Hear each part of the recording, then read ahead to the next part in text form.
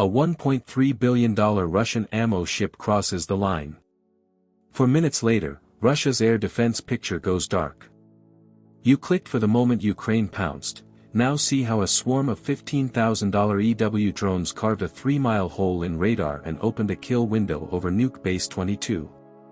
We'll break down the clock, jammers first, decoys next, then MiG-29S with $1 million harmed shots. Stay to see why that tiny window snapped the Russian decision cycle and how low-cost systems set up the high-end strike. Before we move on, I'd like to ask you a small favor. If you appreciate this content, please take a second to like this video and subscribe to the channel. Over 98% of you watch the videos without subscribing. It costs you nothing, but it makes a huge difference to us. So, did you click the subscribe button? Great! Thank you so much.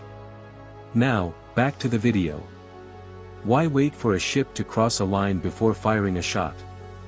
Because the line is legal, political, and psychological all at once, and crossing it forces the other side to declare its posture in public. You don't just start a fight, you set a clock. And when that clock starts, every sensor, pilot, and operator moves on cue. The $1.3 billion ammunition ship solved the Ukrainian timing problem. Hit it too early and you hand your opponent an easy narrative and a free escalation ladder. Hit it late and you lose the leverage the convoy mass gives you. The goal wasn't the hull. It was the noise the hull forced Russia to make, the protective reflex that ripples through a network when a prized asset enters a threat ring. Ukraine faced a simple constraint that kills many plans: you cannot strike everything, and a strike without framing is just noise. Russia's air defense grid was thick and keyed up, with layered batteries and alert crews. A direct shot at the wrong moment risks a reflexive surge, tighter rules, and a harder problem on the next night. A random strike wastes a rare chance to move the whole chessboard. So they cut a bargain. Use the ship's crossing as both distraction and cover.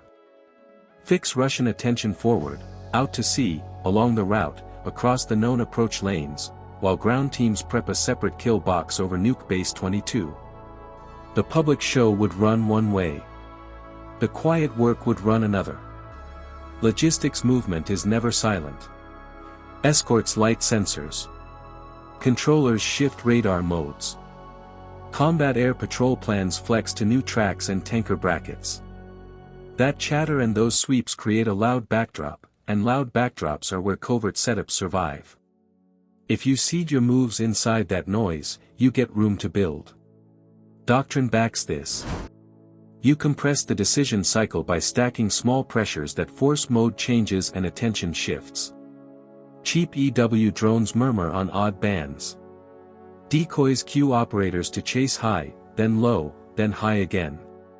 Timed cues make defenders change filters, ranges, and priorities. While they reclassify ghosts, you steer a spear at a strategic node. This is the story of a swarm that didn't need to kill to win.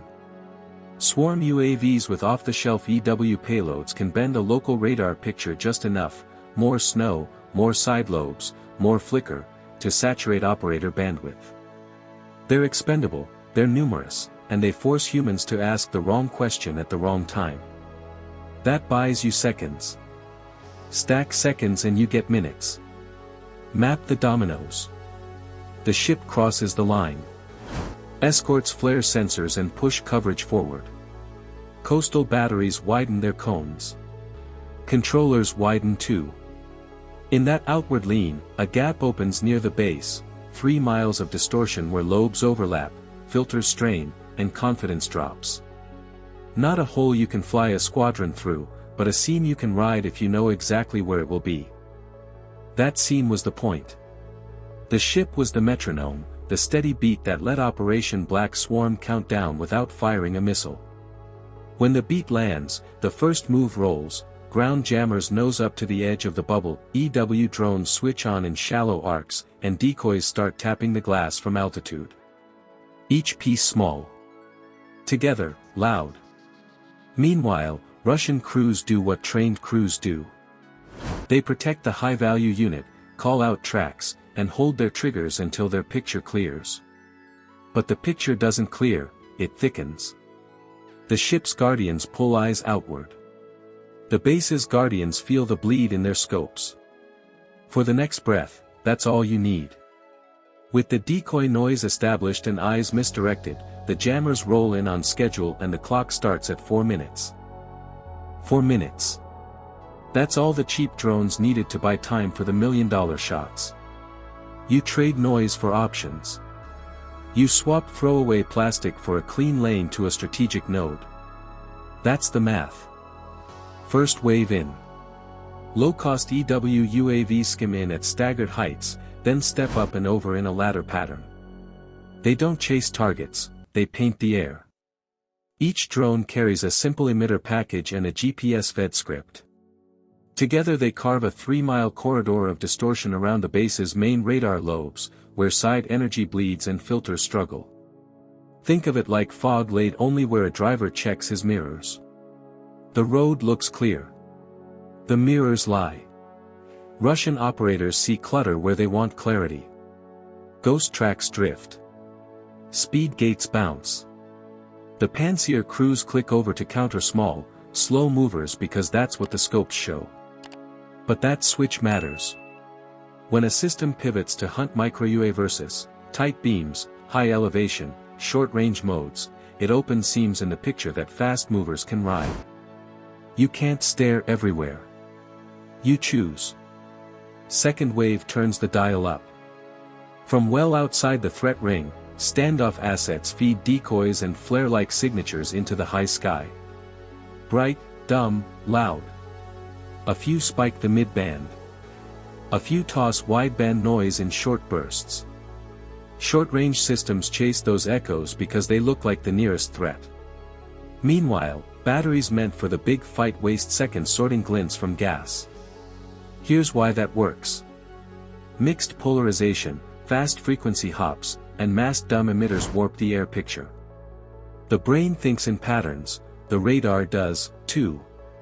The more refined the system, the more time it needs to reclassify a field full of almost right returns, with software cycling modes, ranges, and filters to rebuild confidence.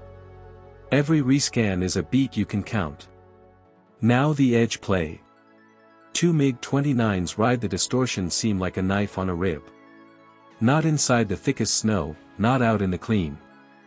Right where the lobes overlap and smear. Their radars stay quiet.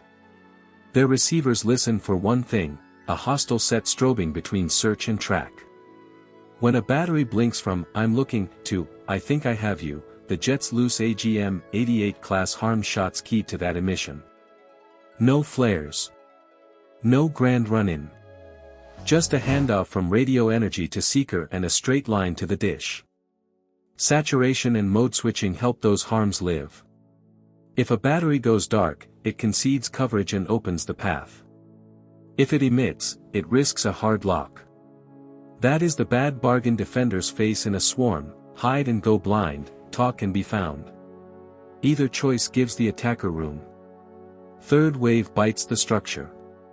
Suicide drones crawl low with anti-armor mines rigged for contact. They don't chase vehicles.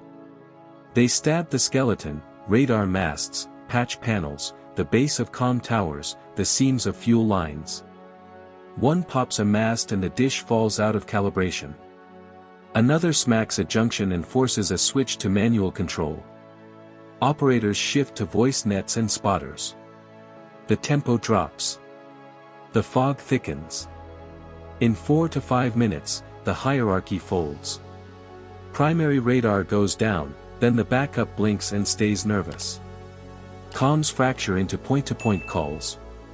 Interceptors lift late or vector wrong because they were queued to ghosts.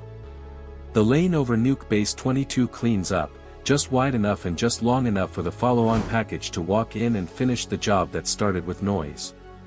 The window shuts fast. What you do inside it decides whether the base limps for days. The window shuts fast. What you do inside it decides whether the base limps for days or the strategic picture tilts for a week. Low-cost swarms didn't replace high-end weapons. They unlocked them. By crowding the scope and forcing rapid mode shifts, they squeezed Russia's decision loop into a 4-minute failure. That's the trade, plastic and code up front, precision and steel on the finish. Like a feint that opens a guard, timing beat price. What would you do next, escalate, adapt, or stalemate? Comment your choice below. If you want more breakdowns like this, hit the subscribe button. Modern warfare rewards timing, not just price tags. Next, we map how these windows are built at sea and on land, where jammers ride waves and decoys mimic wakes.